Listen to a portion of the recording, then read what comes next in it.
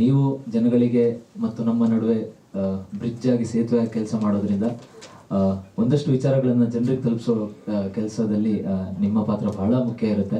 So ನಿಮಗೆ ವಿಚಾರಗಳನ್ನು ತಿಳಿಸಿದ್ರೆ ಅದು ಜನಗಳಿಗೆ ಹೋಗುತ್ತೆ ಅನ್ನೋ ಒಂದು ನಿಟ್ಟಿನಲ್ಲಿ ಇವತ್ತು ನಾವು ಪ್ರೆಸ್ ಮೀಟ್ ಕರೆದಿದ್ದೇವೆ.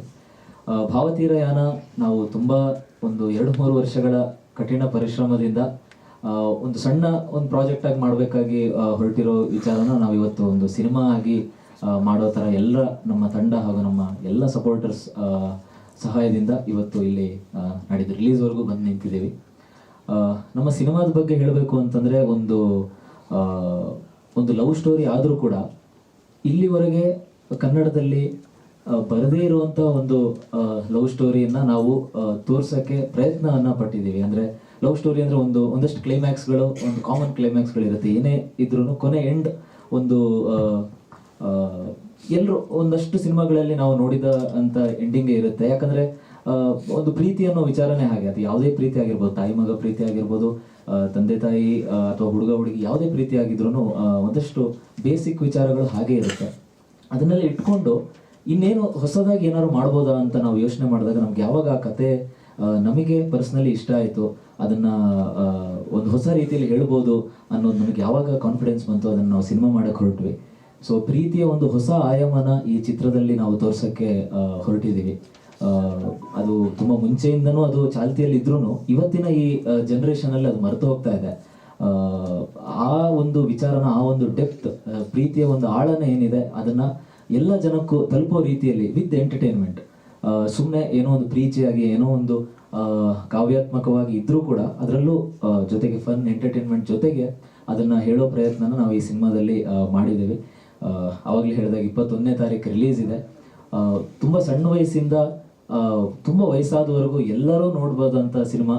ಫ್ಯಾಮಿಲಿ ಎಲ್ಲ ಜೊತೆಲಿ ಕೂತ್ಕೊಂಡು ಒಂದು ಪಕ್ಕಾ ಫ್ಯಾಮಿಲಿ ಸ್ಟೋರಿ. ಅಂದರೆ ಇತ್ತೀಚೆಗೆ ನಾವು ಒಂದಷ್ಟು ಜನರ ಹತ್ರ ಮಾತಾಡಿದಾಗ ಒಂದು ಫ್ಯಾಮಿಲಿ ಕಥೆಗಳು ಬರ್ತಾ ಇಲ್ಲ, ನಾವು ಥಿಯೇಟ್ರಿಗೆ ಎಲ್ಲ ಫ್ಯಾಮಿಲಿ ಜೊತೆ ಹೋಗೋಕ್ಕೆ ಆಗ್ತಾ ಇಲ್ಲ ಅನ್ನೋ ಮಾತುಗಳು ತುಂಬ ಕೇಳಿ ಬರ್ತಾ ಇದೆ. ಟ್ರೆಂಡ್ ಆಗಿದೆ. ಸೊ ಟ್ರೆಂಡ್ ಬದಲಿಸ್ಬೇಕು ಅನ್ನೋಷ್ಟೆಲ್ಲ ನಮಗೆ ದೊಡ್ಡ ಶಕ್ತಿ ಇಲ್ಲ. ಬಟ್ ಆದ್ರೂ ನಮ್ಮ ಕೈಯಲ್ಲಾದ ಪ್ರಯತ್ನ ನಾವು ಎಲ್ರಿಗೂ ನೋಡ್ಬೋದಂತ, ಒಟ್ಟಿಗೆ ಯಾವುದೇ ಒಂದು ಮುಜುಗರ ಇಲ್ಲದೆ, ಯಾವುದೇ ಒಂದು ಟೆನ್ಷನ್ ಇಲ್ಲದೆ ಆರಾಮಾಗಿ ಬಂದು ಇಡೀ ಫ್ಯಾಮಿಲಿ ನೋಡ್ಬೋದಂತ ಸಿನಿಮಾ ಅಂತ ನಾನು ನಮ್ಮ ಸಿನಿಮಾನ ಹೇಳಕ್ಕೆ ಇಷ್ಟಪಡ್ತಿದ್ದೀನಿ. ನಾವು ಹೇಳ್ತೀವಿ, ಅದನ್ನು ನೀವು ನೋಡಿ ಒಪ್ಕೋಬೇಕು. ದಯಮಾಡಿ 21ನೇ ತಾರೀಕು ನೀವೆಲ್ಲರೂ ಬಂದು ನಮ್ಮ ಸಿನಿಮಾ ನೋಡಿ ನಮ್ಗೆ ರಿವ್ಯೂ ಹೇಳಬೇಕು. ತಪ್ಪಿದ್ರೆ ನೀವು ಬೈರಿ, ಮುಂದೆ ತಿದ್ಕೊಂತೀವಿ. ಸರಿ ಇದ್ರೆ ಹೊಗಳಿದ್ರೆ ಅದನ್ನ ಮೋಟಿವೇಶನ್ ಆಗಿ ತಗೊಳ್ತೀವಿ. ಸೊ ಏನೇ ಇದ್ರು ನಮಗೆ ತಿಳಿಸಿ, ದಯವಿಟ್ಟು ನಮ್ಮ ಸಿನಿಮಾ ನೋಡಿ ಅಂತ ಈ ಮೂಲಕ ನಾನು ಕೇಳ್ಕೊಳ್ತೀನಿ. Thank you. ತೇಜಸ್ ಅವ್ರು ಮಾತಾಡ್ತೀನಿ. ಎಲ್ರಿಗೂ ನಮಸ್ಕಾರ. ಮೊದಲನೇದಾಗಿ ಇಲ್ಲಿ ಬಂದಿರೋ ಎಲ್ಲ ಪ್ರೆಸ್ ಅವ್ರಿಗೂ ತುಂಬ ಥ್ಯಾಂಕ್ಸ್ ಹೇಳೋಕ್ಕೆ ಇಷ್ಟಪಡ್ತೀನಿ. ಯಾಕಂದರೆ ನಿಮ್ಮ ಅಮೂಲ್ಯವಾದಂಥ ಟೈಮ್ ನಮ್ಗೆ ಕೊಟ್ಟಿದ್ದೀರ. Thank you so much. ಅದೇ ನಾನು ಲಿಸ್ಟ್ ಮಾಡ್ಕೊಂಡಿದ್ದ ಪಾಯಿಂಟ್ಸ್ ಎಲ್ಲ ಮಯೂರ್ ಹೇಳಾಯಿತು. ಸೊ ಇಬ್ಬರು ಈ ಫಿಲಮ್ಗೆ ಒಂದೇ ಡೈರೆಕ್ಟರ್ ಆಗಿರೋದ್ರಿಂದ, ಅಂದರೆ ಇಬ್ಬರು ಡೈರೆಕ್ಟ್ರು ಒಂದೇ ಸಿನಿಮಾ ಆಗಿರೋದ್ರಿಂದ ಅವನು ಏನೇನೆಲ್ಲ ಹೇಳಿದ್ದಾನೆ ಅದೇ ನನ್ನ ಮಾತು ಕೂಡ. ಸೊ 21ಕ್ಕೆ ನಮ್ಮ ಸಿನಿಮಾ ಭಾವತೀರಯಾನ ರಿಲೀಸ್ ಆಗ್ತಿದೆ. ಹೇಳ್ದಂಗೆ ಅದೇ ಇದು ಮಾಮೂಲಿ ರೊಟೀನ್ ಸ್ಟೋರಿ ಆಗಿದ್ದರೆ ಬಹುಶಃ ನಾವು ಈ ಸಿನಿಮಾ ಮಾಡ್ತಿರ್ಲಿಲ್ಲ ನಾವು. ಅದಲ್ಲದೆ ಇದರಲ್ಲೇನೋ ಒಂದು ಹೊಸ ವಿಷಯ ಹೇಳಕ್ಕೆ ಹೊರಟಿರೋದ್ರಿಂದ ಈ ಸಿನಿಮಾ ತುಂಬ ಜೆನ್ಯೂನ್ ಆಗಿ ಎಷ್ಟಾಗುತ್ತಷ್ಟು ಬೆಟರ್ ಆಗಿ ಮಾಡೋಕ್ಕೆ ಟ್ರೈ ಮಾಡಿದ್ವಿ. ಸೊ ಆದರೆ ಅದಕ್ಕೆಲ್ಲ ನಿಮ್ಮ ಸಪೋರ್ಟ್ ತುಂಬ ಮುಖ್ಯ ನಮಗೆ. ಇಲ್ಲಿವರೆಗೂ ದೊಡ್ಡ ದೊಡ್ಡ ಸಿನಿಮಾಗಳು, ಒಳ್ಳೊಳ್ಳೆ ಕಂಟೆಂಟ್ ಇರೋ ಸಿನಿಮಾಗಳು ಗೆದ್ದಿರೋದಕ್ಕೆ ಹೆಚ್ಚಿನ ಅದಕ್ಕೆ ಕಾರಣ ನೀವಾಗಿದ್ದೀರಾ. ಸೊ ಈ ಸಿನಿಮಾಗೂ ನೀವು ಅಷ್ಟೇ ಪ್ರೀತಿಯಿಂದ ಸಪೋರ್ಟ್ ಮಾಡಿದ್ರೆ ನಮಗೆ ತುಂಬ ಖುಷಿ. ಸೊ ಅದನ್ನು ಕೇಳ್ಕೊತಿದ್ದೀವಿ. Thank you so much. ಹೌದು ಸರ್, ಇಬ್ಬರು ಸರ್. ಹೌದು, ಅಂದರೆ ಇಬ್ಬರು ಕೂತು ಸ್ಟೋರಿ ಹೆಣಿತಾ ಮಾಡಿರೋದು. ಹಾಗೆ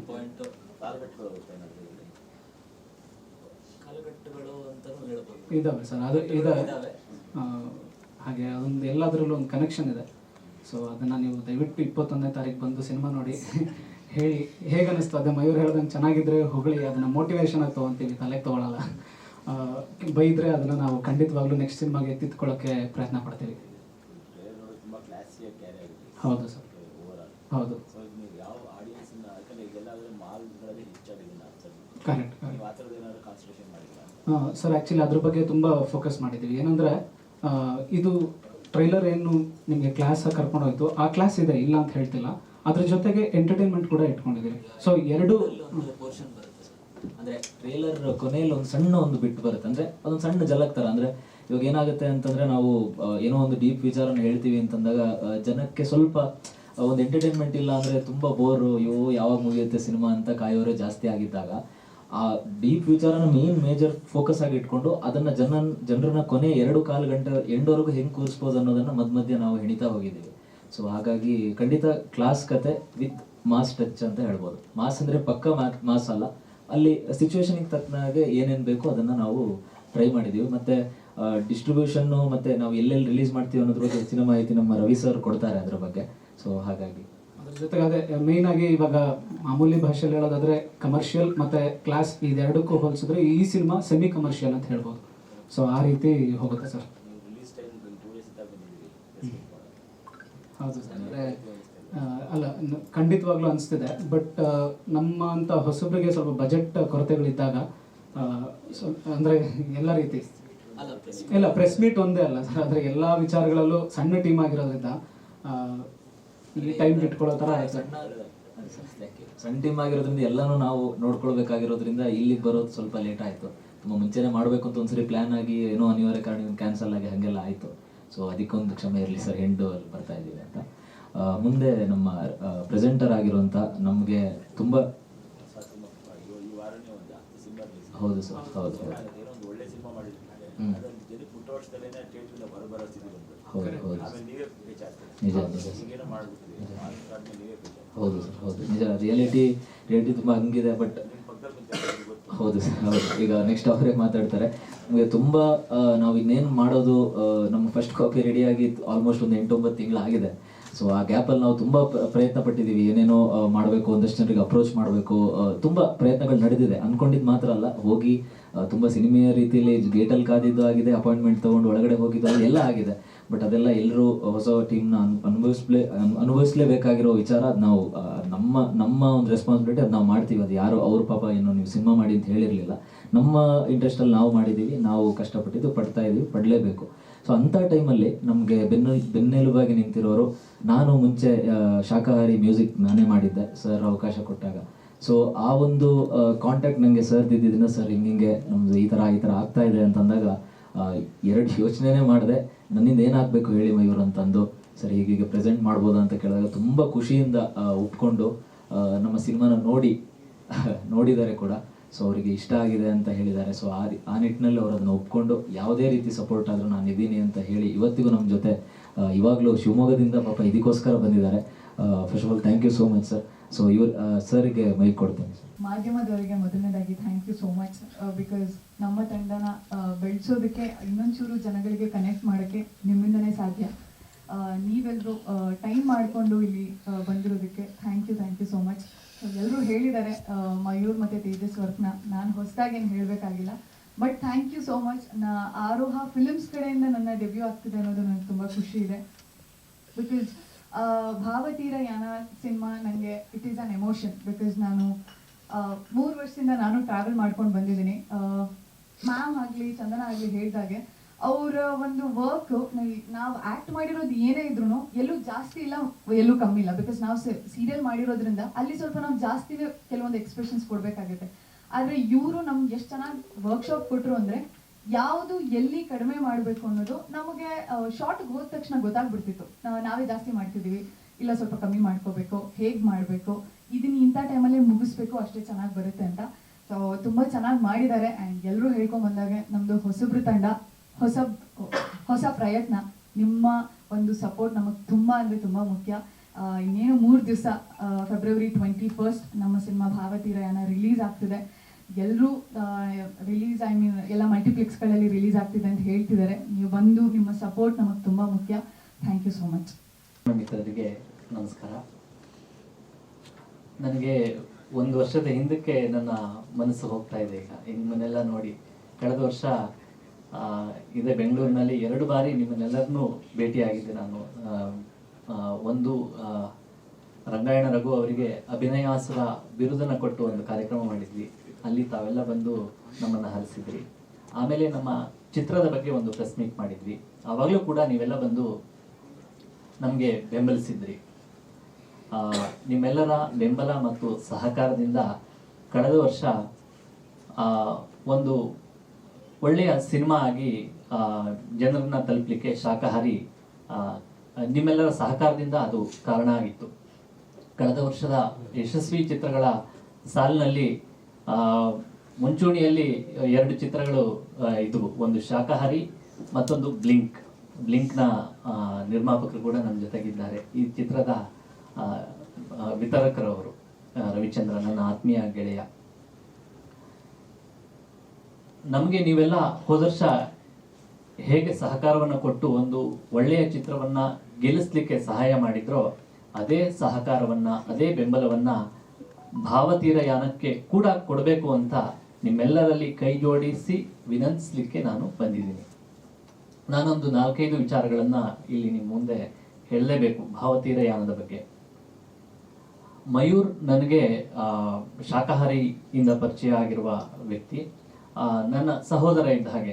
ನಾನು ತುಂಬಾ ಪ್ರೀತಿ ಮತ್ತೆ ಅಭಿಮಾನ ಪಡುವ ಚಲನಚಿತ್ರ ರಂಗದ ಪ್ರತಿಭೆಗಳಲ್ಲಿ ಮಯೂರ್ ಕೂಡ ಅತ್ಯಂತ ಹತ್ತಿರದ ವ್ಯಕ್ತಿ. ಮಯೂರ್ ಪ್ರತಿಭೆ ಇನ್ನೇನು ಪ್ರೂವ್ ಮಾಡೋದು ಅವಶ್ಯಕತೆ ಇಲ್ಲ, ಆಲ್ರೆಡಿ ಪ್ರೂವನ್ ಟ್ಯಾಲೆಂಟ್. ಶಾಕಾಹಾರಿ ತುಂಬಾ ಶಾಕಾಹಾರಿಯ ಬಗ್ಗೆ ಈ ವೇದಿಕೆಯಲ್ಲಿ ಹೇಳೋದು ಔಚಿತ್ಯ ಅಲ್ಲ. ಶಾಕಾಹಾರಿಯ ಬಗ್ಗೆ ಕೂಡ ಮುಂದಿನ ದಿನಗಳಲ್ಲಿ ಕೆಲವು ಗುಡ್ ನ್ಯೂಸ್ಗಳನ್ನ ನಿಮ್ಮ ಜೊತೆಗೆ ಹಂಚಿಕೊಳ್ಳೋದಿದೆ, ಅದನ್ನ ಇನ್ನೊಮ್ಮೆ ಹೇಳೋಣ.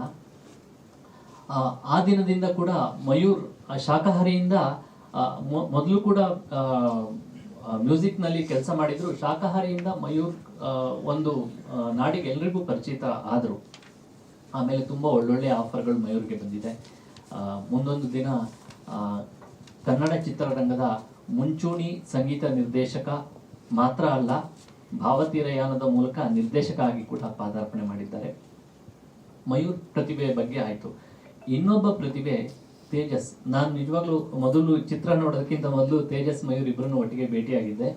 ಅವಾಗ ನನಗೆ ಅಂದರೆ ನಿಮಗೂ ಹಾಗೆ ಅನಿಸ್ಬೋದು,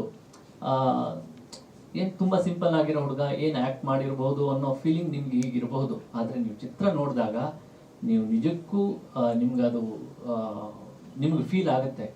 ಒಬ್ಬ ಯುವಕ ನೀವೆಲ್ಲ ಅವಕಾಶ ಮಾಡಿಕೊಟ್ಟು ಈ ಚಿತ್ರ ಗೆದ್ರೆ ಮುಂದೊಂದು ದಿನ ಕನ್ನಡ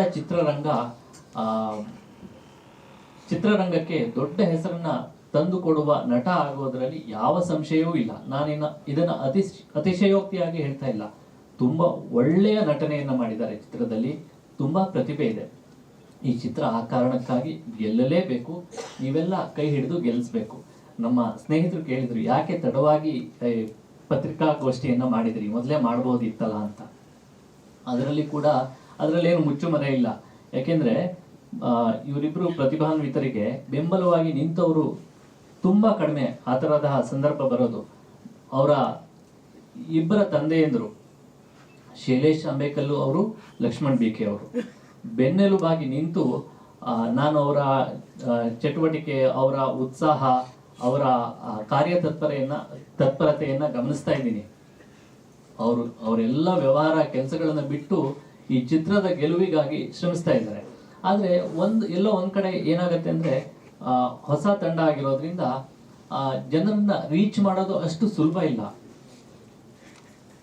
ಈ ಮಾಹಿತಿ ಅನ್ನೋದು ಸಮುದ್ರದ ಅಷ್ಟು ಇದೆ. ನಾವು ಎಷ್ಟು ಸುರಿದ್ರು 1 ಬಕೆಟ್ ನೀರು, 2 ಬಕೆಟ್ ನೀರು ಅದೇನು ಮ್ಯಾಟ್ರ್ ಆಗಲ್ಲ. ಆತ್ಮೀಯರಾದ ಇವರು ಹೇಳಿದಾಗೆ ಇದನ್ನ 1 ವಾರ ಮೊದಲು ಮಾಡಿದ್ರೆ ಕಳೆದೋಗಿರ್ತಾ ಇತ್ತು.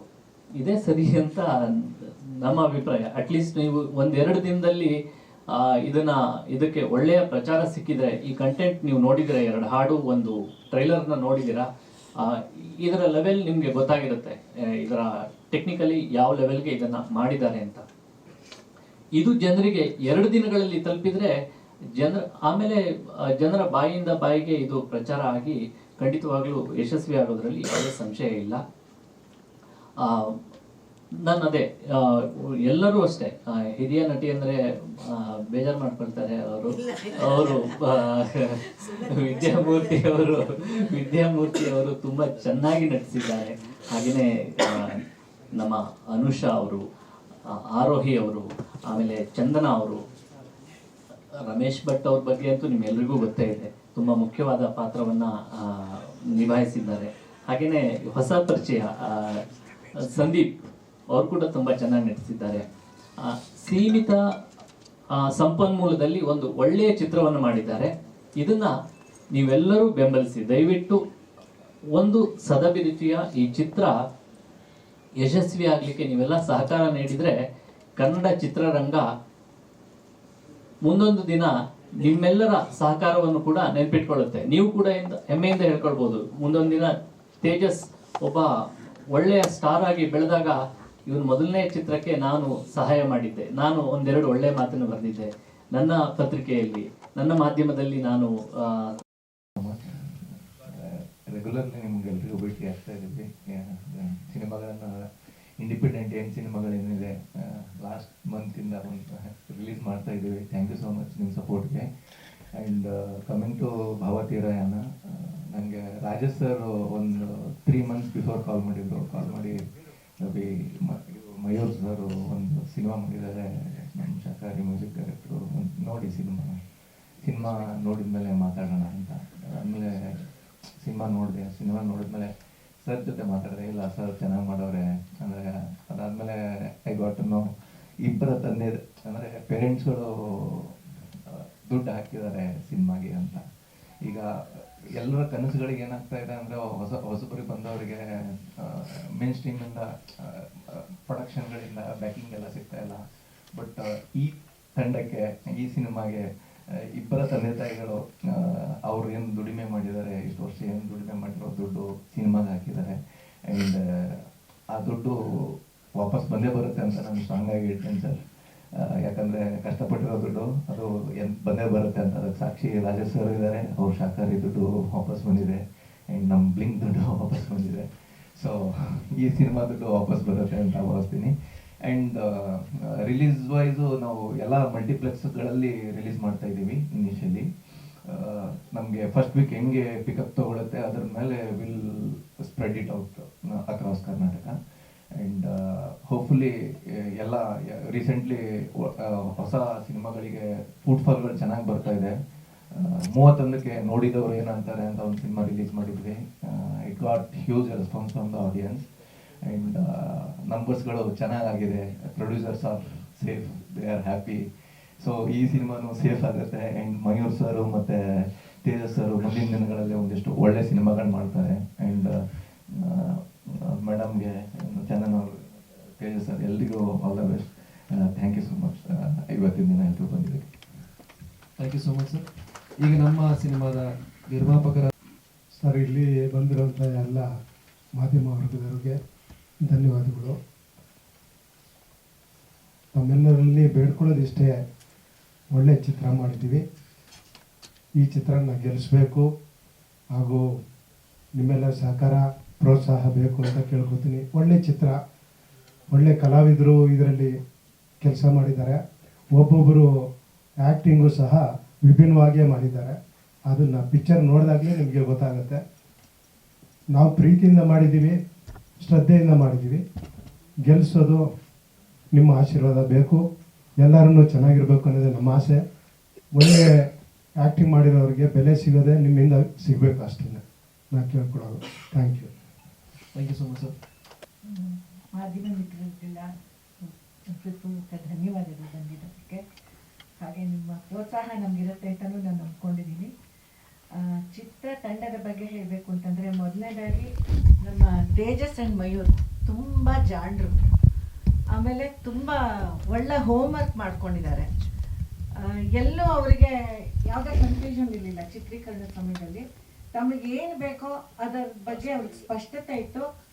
ಆಮೇಲೆ ನಾವೇನು ಇಷ್ಟು ವರ್ಷ ಆಗಿನ ಕಲಾವಿದರು ಬಂದು ಇವ್ರಿಗೆ ಹೇಗೆ ಹೇಳೋದಪ್ಪ ಅನ್ನೋ ಯಾವ ಹಿಂಜಕ್ಕೇನೂ ಇರಲಿಲ್ಲ. ಅವ್ರಿಗೆ ಎಂಥ ಒಂದು ಭಾವನೆ ನಮ್ಮಿಂದ ವ್ಯಕ್ತಪಡಿಸ್ಬೇಕಾಗಿತ್ತು ಅದನ್ನು ಸ್ಟ್ರಿಕ್ಟಾಗಿ ನಮ್ಮಿಂದ ತೆಗೆ ಪ್ರಯತ್ನ ಪಟ್ಟಿದ್ದಾರೆ.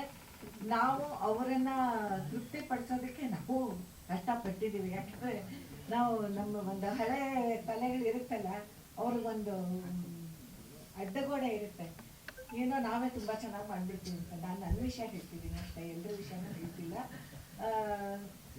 ಆ ಒಂದು ಯಾವುದೋ ಎಲ್ಲ ಕಾಲದಲ್ಲೂ ಎಲ್ಲ ವಯಸ್ಸಲ್ಲೂ ಎಲ್ಲಾನು ಕಲ್ತ್ಕೋಬಹುದು ಅನ್ನೋಕ್ಕೆ ಇವರೇ ಸಾಕ್ಷಿ. ನಾನು ಎಲ್ಲ ಮರ್ತ್ಬಿಟ್ಟೆ, ನನ್ನ ಈ 31 ವರ್ಷದ ಅನುಭವನೆಲ್ಲ ಮರ್ತ್ಬಿಟ್ಟೆ. ಮತ್ತೆ ಹೊಸದಾಗಿ ಸ್ಟೂಡೆಂಟ್ ಆದೆ, ಇವ್ರ ಕೈಯಿಂದ ತುಂಬಾ ವಿಷಯಗಳನ್ನ ನಾನು ಕಲ್ತ್ಕೊಂಡೆ. ಎಷ್ಟೋ ಸತಿ ನಾವುಗಳು ಓವರ್ ಆಕ್ಟಿಂಗ್ ಮಾಡ್ಬಿಟ್ಟಿರ್ತೀವಿ, ನಮಗ್ ಗೊತ್ತಿರಲ್ಲ ಅದು. ನಮ್ಮ ಪ್ರಕಾರ ನಾವು ತುಂಬಾ ಚೆನ್ನಾಗಿ ಮಾಡಿರ್ತೀವಿ ಅನ್ನೋ ಒಂದು ಆತ್ಮವಿಶ್ವಾಸದಲ್ಲಿ ಮಾಡಿರ್ತೀವಿ. ಆದ್ರೆ ಇವ್ರ ಜೊತೆ ಕೆಲಸ ಮಾಡಿದಾಗ ಎಂತ ತಪ್ಪು ಕಲ್ಪನೆಯಲ್ಲಿದ್ದೆ ನಾನು. ಇದೆಲ್ಲ ನಾನು ಏನ್ ಮಾಡ್ತಿದ್ನೋ ಇರಬಹುದು, ಜನರು ಮೆಚ್ಚುಗೆ ಗಳಿಸಿರ್ಬೋದು, ಬಟ್ ಇದು ಒಂದು ಎಕ್ಸ್ಟ್ರಾರ್ಡಿನರಿ ಒಂದು ಕೆಲಸವನ್ನ ಇವರು ನಮ್ಮಿಂದ ತೆಗ್ಸಿದ್ದಾರೆ. ಏನೇ ನಿಮ್ಗೆ ಇಷ್ಟ ಆದ್ರೂ ಆ ಕ್ರೆಡಿಟ್ ಅವರಿಬ್ಬರಿಗೂ ಹೋಗ್ಬೇಕು. ಯಾಕಂದ್ರೆ ಎಲ್ಲೂ ಅವರು ಕಾಂಪ್ರಮೈಸ್ ಅನ್ನೋದನ್ನ ಮಾಡ್ಕೊಂಡಿಲ್ಲ. ಅಷ್ಟು ಚೆನ್ನಾಗಿ ಅವರು ನಮಗೆ ಪ್ರೋತ್ಸಾಹನೂ ಕೊಡ್ತಾ ಇದ್ರು. ಹಾಗಂತ ಎಷ್ಟೋ ಜನ ಕೂಗಾಡ್ಕೊಂಡು ಸಿಡ್ಕಾಡ್ಕೊಂಡು ಡೈರೆಕ್ಟ್ ಮಾಡ್ತಾರೆ, ಅದೆಲ್ಲ ಅವರ ಜೀವನದಲ್ಲಿ ಇರಲಿಲ್ಲ. ತುಂಬಾ ಸಮಾಧಾನವಾಗಿ ನಮಗೆ ನಮ್ಮ ವಯಸ್ಸಿಗೆ ಯಾವುದೇ ರೀತಿಯ ನಮ್ಮ ಈಗೋ ಹರ್ಟ್ ಆಗದೆ ಇರೋ ಹಾಗೆ ತುಂಬಾ ನಾಜೂಕಾಗಿ ನಮ್ಮ ಹತ್ರ ಕೆಲಸ ತೆಗ್ಸಿದ್ದಾರೆ. ಅದಕ್ಕೆ ನಾನು ಅವರಿಬ್ಬರಿಗೂ ಧನ್ಯವಾದನೇ ಹೇಳ್ತೀನಿ. ಮತ್ತೆ ಮಯೂರ್ ಸಂಗೀತ ನನ್ನನ್ನ ಯಾವುದೋ ಲೋಕಕ್ಕೆ ಕರ್ಕೊಂಡು ಹೋಗ್ತಿದ್ದೆ. ನಾನಂತೂ ಆ 2 ಹಾಡುಗಳನ್ನ ಅದು ಎಷ್ಟು ಸತಿ ಕೇಳಿದಿನೋ ಗೊತ್ತಿಲ್ಲ. ಈ ದಬಾ ದಬಾ ಅಂತ ಈ ಕಾಲದ ಹಾಡುಗಳನ್ನ ಕೇಳಿ ಕೇಳಿ ಟಿವಿ ಮೇಲೆ ರಾಚೋ ಅಂತ ಹಾಡುಗಳನ್ನ ಕೇಳಿ ಕೇಳಿ ಸಾಕಾಗಿ ಹೋಗಿತ್ತು. ಮಯೂರ್ ಅವ್ರ ಹಾಡು, ಸಂಗೀತ, ಸಾಹಿತ್ಯ ಕೂಡ ಅದು ಎಷ್ಟು ಅರ್ಥಪೂರ್ಣವಾಗಿದೆ. ಮತ್ತೆ ಸಿನಿಮಾ ಸಂಭಾಷಣೆಗಳು ಕೂಡ ನಮ್ಗೆ ಹೇಳಕ್ಕೆ ಕಷ್ಟ ಆಗ್ತಿರ್ಲಿಲ್ಲ, ಯಾಕೆಂದ್ರೆ ನಮ್ಗೆ ಅದು ಅರ್ಥ ಆಗ್ತಾ ಇತ್ತು. ನಮಗೆ ಕನ್ವಿನ್ಸ್ ಆಗದೆ ನಾವು ಅದನ್ನ ಆಡಿಯನ್ಸ್ಗೆ ಕನ್ವೆ ಮಾಡಕ್ ಆಗೋದಿಲ್ಲ. ಹಾಗಾಗಿ ಈ ಸಂಭಾಷಣೆಗಳು ಹೇಗಿತ್ತು ಅಂತಂದ್ರೆ ಸಹಜವಾಗೇ ಇದೆ. ಒಂದು ಅಳುವಿನಲ್ಲಿ ಮಹತ್ತನ್ನು ಹೇಳ್ತಾರಲ್ಲ, ಆ ತರ ಸಂಭಾಷಣೆಗಳು ಮಾಮೂಲಾಗಿ ಮಾತಾಡೋ ತರನೇ ಇದ್ರು ಅದ್ರೊಳಗೆ ಏನೋ ತುಂಬಾ ದೊಡ್ಡ ವಿಷಯಗಳನ್ನ ಅವ್ರು ಹೇಳಕ್ ಪ್ರಯತ್ನ ಪಟ್ಟಿದ್ದಾರೆ. ಹಾಗಾಗಿ ಸಂಭಾಷಣೆ ಕೂಡ ತುಂಬಾ ಮನಮುಟ್ಟವಾಗಿತ್ತು. ಇದೆಲ್ಲ ಬರೀ ನಾನು ನನ್ನ ಮತ್ತು ರಮೇಶ್ ಭಟ್ ಅವರ ಸಂಭಾಷಣೆಗಳ ಬಗ್ಗೆ ಹೇಳ್ತಾ ಇದ್ದೀನಿ. ಮತ್ತೆ ಚಂದನ ಜೊತೆ ನಮ್ಮ 3 ಜನದ ಬಗ್ಗೆ ನಾನು ಮಾಡಿದ್ದ ಸೀನ್ಸ್ ಅಲ್ಲಿ ನಾವು 3 ಜನ ಇದ್ದಿದ್ದು, ಅದ್ರ ಬಗ್ಗೆ ನನಗೆ ಗೊತ್ತಿರೋಷ್ಟು ಹೇಳ್ತಾ ಇದ್ದೀನಿ. ಒಟ್ಟಾರೆ ನಮ್ಗೆ ಎಲ್ಲ ತಂಡದವರು ಕೂಡ ಅಷ್ಟೇ ತುಂಬಾ ಚೆನ್ನಾಗಿ ನೋಡ್ಕೊಂಡ್ರು. ಪ್ರತಿಯೊಂದು ವಿಷಯಕ್ಕೂ ಗಮನ ಕೊಟ್ಟು ನಮ್ಮನ್ನು ಚೆನ್ನಾಗಿ ನೋಡ್ಕೊಂಡ್ರು. ಒಂದು ಮನೇಲಿ ಒಬ್ಬ ತಾಯಿನ ಹೇಗೆ ನೋಡ್ಕೋತಾರೋ ಆ ತರ ನೋಡ್ಕೊಂಡ್ರು. ಆಮೇಲೆ ಈಗಿನ ಕಾಲದ ತಾಯಿನ ಮಕ್ಕಳು ನೋಡ್ಕೊಳ್ಳೋ ತರ ಅಂತ ಅನ್ಕೋಬೇಡಿ. ಒಟ್ಟಲ್ಲಿ ನಿಜವಾಗ್ಲೂ ಒಂದು ಮಗ ಅಥವಾ ಮಕ್ಕಳು ತಾಯಿನ ನೋಡ್ಕೊತಾರಲ್ಲ ಆ ತರ ನೋಡ್ಕೊಂಡಿದ್ದಾರೆ. ನಂಗೆ ತುಂಬಾ ಸಮಾಧಾನ ಇದೆ. ಮತ್ತೆ ಈ ಒಂದು ಒಳ್ಳೆ ಚಿತ್ರನ ನೀವೆಲ್ಲರೂ ಪ್ರೋತ್ಸಾಹಿಸ್ಬೇಕು. ಇದ್ರ ಬಗ್ಗೆ ಒಳ್ಳೊಳ್ಳೆ ವಿಮರ್ಶೆ ಕೊಡ್ಬೇಕು. ಅಂದ್ರೆ ಅದನ್ನ ಏನು ಇಲ್ಲದೆ ಇರೋದನ್ನ ಹೇಳಿ ಅಂತ ಹೇಳ್ತಿಲ್ಲ, ಅಲ್ಲಿ ಏನ್ ಕಂಡಿದ್ದನ್ನ ಅದನ್ನ ಪ್ರಾಮಾಣಿಕವಾಗಿ ಹೇಳಿ ಅಂತ ಕೇಳ್ಕೊತೀನಿ. ಇನ್ನೊಂದು ವಿಷಯ ಇಲ್ಲಿ ಏನಾಗುತ್ತೆ ಅಂದ್ರೆ, ಈಗಾಗ್ಲೇ ಸೂಪರ್ ಸ್ಟಾರ್ ಅಂತ ಹೆಸರು ಮಾಡಿರೋರ್ಗೆ ಪೇಪರ್ನಲ್ಲಿ ಏನ್ ಬಂದ್ರು ಅವ್ರಿಗೇನು ಅದರಿಂದ ಯಾವ ವ್ಯತ್ಯಾಸ ಉಂಟಾಗಲ್ಲ. ಯಾಕಂದ್ರೆ ಅವ್ರಿಗೆ ಅವ್ರದ್ದೇ ಒಂದು ಅಭಿಮಾನಿಗಳ ಒಂದು ಕೂಟ ಇರುತ್ತೆ. ಅವ್ರು ಹೇಗಾದ್ರೂ ಮಾಡಿ ಸಿನಿಮಾನ ಗೆಲ್ಲಿಸ್ಬಿಡ್ತಾರೆ. ಆದ್ರೆ ನಮ್ಮಂತ ಹೊಸಬ್ರು, ನನ್ನನ್ನು ನಾವು ಹೊಸಬ್ರು ಅಂತಾನೆ ಕರ್ಕೊಳ್ಳೋದು, ಈ ಹೊಸ ತಂಡ ಏನೇ ಕೆಲಸ ಮಾಡಿದ್ರು ಅದ್ರೊಳಗೆ ತಪ್ಪು ಕಂಡು ಹಿಡಿಯಕ್ಕೆ ನೋಡ್ತಾರೆ. ತಪ್ಪು ಹೇಳ್ಬಹುದು, ಇಲ್ಲ ಅಂತಲ್ಲ, ಆದ್ರೆ ಅದೇ ಮುಖ್ಯ ಆಗ್ಬಾರ್ದು. ಒಳ್ಳೆ ಪಾಸಿಟಿವ್ ಪಾಯಿಂಟ್ಸ್ ಅನ್ನು ಅದಕ್ಕೆ ಜಾಸ್ತಿ ಪ್ರಾಮುಖ್ಯತೆ ಕೊಟ್ಟು ಹೇಳಿದ್ರೆ ತುಂಬಾ ಉಪಕಾರ ಆಗುತ್ತೆ. ಯಾಕಂದ್ರೆ ಇವರು ಹೊಸದಾಗಿ ಅಭಿಮಾನಿ ತಂಡಗಳನ್ನ ಇವ್ರಿಗೂ ಬೆಳಿಬೇಕಾಗುತ್ತೆ. ಸೊ ಇದಕ್ಕೆಲ್ಲ ನಿಮ್ಮ ಕೃಪೆ, ನಿಮ್ಮ ಪ್ರೋತ್ಸಾಹ ಬೇಕು. ದಯವಿಟ್ಟು ಎಲ್ಲರೂ ಪ್ರೋತ್ಸಾಹಿಸಿ. ಧನ್ಯವಾದ.